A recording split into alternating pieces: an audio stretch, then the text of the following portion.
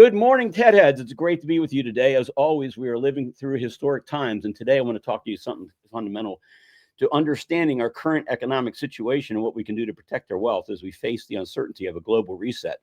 That something is silver. Guess it. Both as a monetary asset and as a store of value. Let's begin with the history of silver. For thousands of years, silver has been a cornerstone of human economies, with a legacy far older than modern banking system or digital currencies. It's one of the oldest metals used by humanity, with evidence of silver's use as early as 3000 BC in Mesopotamia. In ancient times, silver was recognized not just for its beauty, but also inherent value.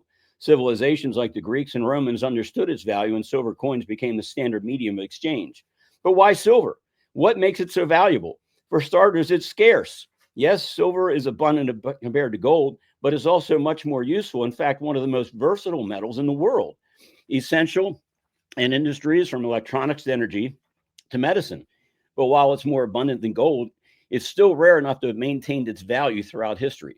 Unlike paper currencies, which can be printed in unlimited quantities, silver cannot be manufactured out of thin air. It's finite. It has intrinsic value, and it's something that we can physically hold in our hands.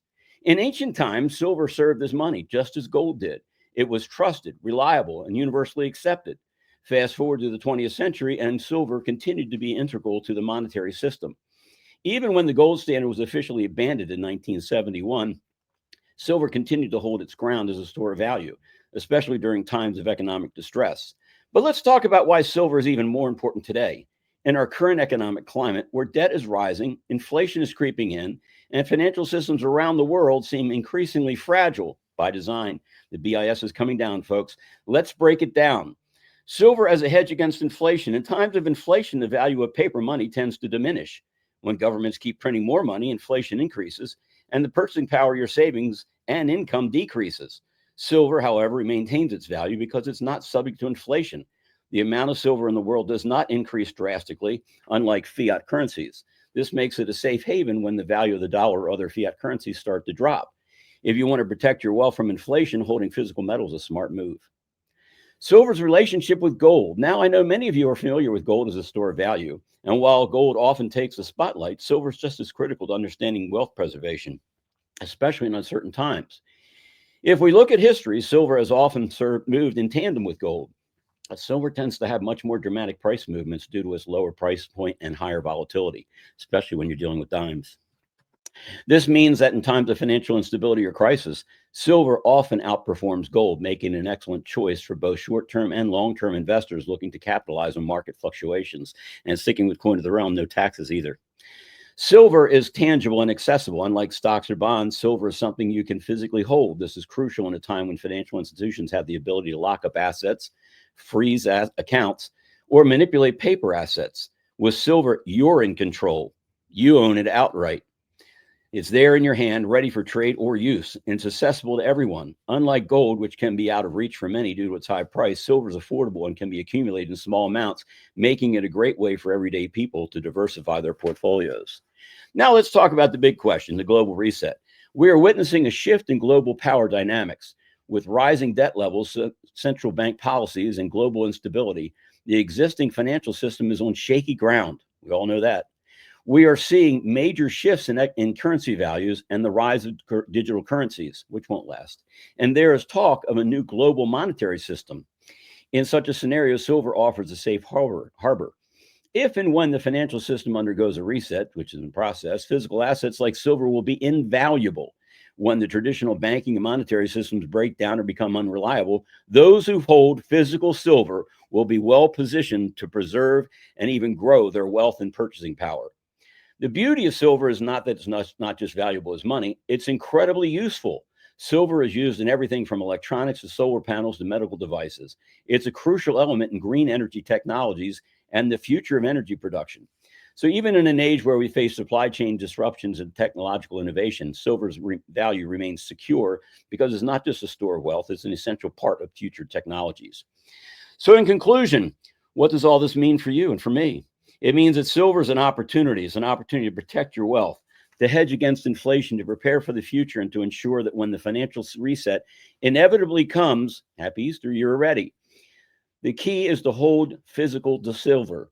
Coin of the realm, not bars, rounds, and beanie babies. They're actually coin of the realm in dimes at $1.02 over spot is currently cheaper than bars, rounds, and beanie babies. Check it out per ounce. Your realm is best. Don't rely on paper assets or digital representations of silver because they could evaporate and will evaporate overnight. The time to act is now. Don't wait until it's too late. Stack dimes, hold on for dear life. We know that as HOODL. Coin of the realm, COTR. Get prepared, take action, and then protect your family. Thank you for joining me this morning. As we look forward to continuing this journey together, stay safe, stay wise, and keep stacking. See you at the top. Knowledge is the key that unlocks all doors. Russian Spetsnaz free American kidnapped children found in Ukraine warehouse. Russian Spetsnaz, now that's the very elite. That's sort of equivalent to our Secret Service here in Russia. Russian Spetsnaz battling Ukraine terrorists near the town of Proskos fortuitously stumbled upon a warehouse in which 11 malnourished American children ages 7 to 12 were handcuffed to a wall and had been lapping muddy water from dog bowls. FSB operative Andrei Sekharov told Real Raw News. While searching a textile mill in the town's northwest quadrant, the Spetsnaz found something they didn't expect to see. 11 young children who spoke only English were chained to a wall. "Help us," cried some weakly, vainly struggling against the wrist and ankle shackles restricting their movement. The restraints had barely enough slack to let them reach plastic bowls on the ground filled with brackish water and some sort of slop food. 2 Spetsnaz who spoke English questioned the children and learned that at least 4 of them were abducted by masked men during family vacations to Warsaw, Poland. The eldest child, a 12-year-old girl from Missouri, told her rescuers that armed assailants had burst into her family's room at Archie Hotel Punisa, murdered her parents, and stuck a needle in her arm. Next memory was she was waking up beside children in similar predicaments. "It's over. We make sure we get you all back where you belong," the leader of the Spetsnaz told the children. The Spetsnaz agent, Zakharov, said the medevaced children to a mobile field hospital where they were treated for malnutrition, dehydration, and dysentery, as well as superficial lacerations and psychological trauma. Ukraine's biggest pedophile is the biggest pedophile country in the world, Agent Zakharov said. "So many abducted children there, it sickens me. And the pig Zelensky behind it all. We luckily find them. They would not live long if left there." Vladimir Putin's people, he added, have informed U.S. Secretary of State Marco Rubio's office of the situation, and all efforts are being made to repatriate the children with their families or legal guardians in the United States. Third Pentagon official suspended in mystery leak probe. Another day, another suspension. Now a third top Pentagon official has been benched in a growing leak investigation. Colin Carroll, chief of staff to the deputy defense secretary, just got placed on leave right after 2 other political appointees were sidelined. Details sealed tighter than a classified file. But 3 top suspensions in 48 hours, something's definitely leaking, and it's not just bad vibes.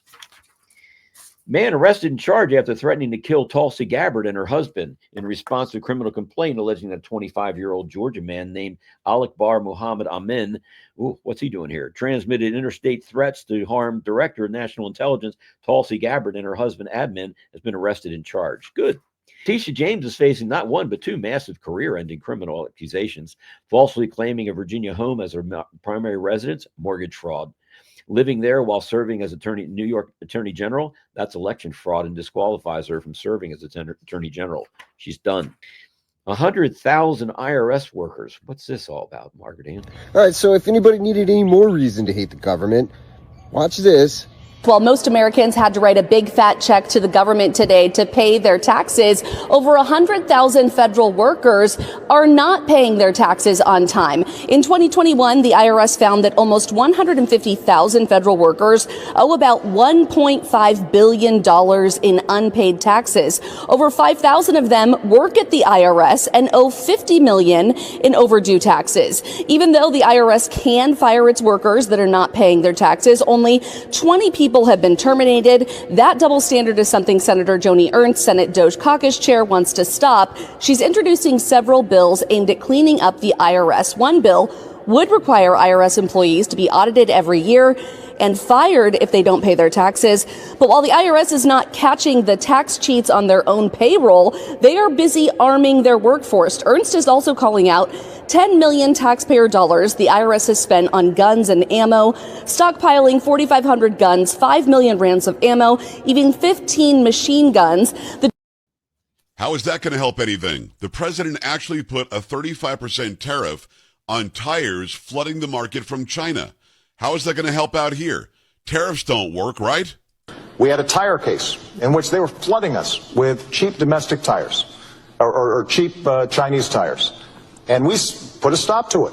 And as a consequence, saved jobs throughout America. I have to say that Governor Romney criticized me for being too tough in that tire case. Said this wouldn't be good for American workers and that it would be protectionist. But I tell you, those workers don't feel that way.